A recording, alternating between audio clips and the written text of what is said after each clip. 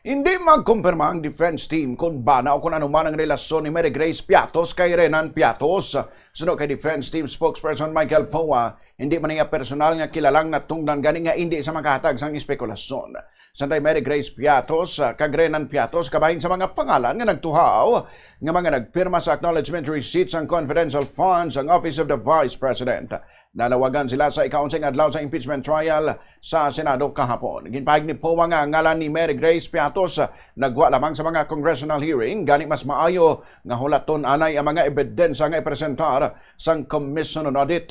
Matandaan nga una nagwa sang 2024 nga hearing sa Kamara ang pangalan ni Mary Grace. Kahapon naman ginpakita sa prosecution ang acknowledgement report sa confidential fund expenditures sang OVP nga permado man sang certain Renan Piatos nga nakaspell nga may single T.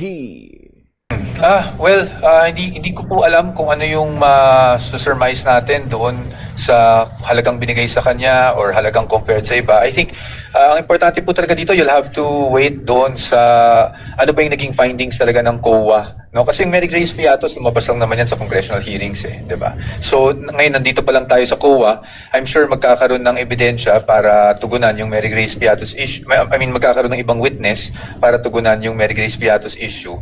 But pagdating naman sa pinag-uusapan natin ngayon, it's really just the COA findings. Asawa po kaya siya ni Renan Piatos? I don't want to speculate, ma'am. I don't want to speculate. I don't know her personally, so I cannot speculate. Si Defense Spokesperson Attorney Michael Poa.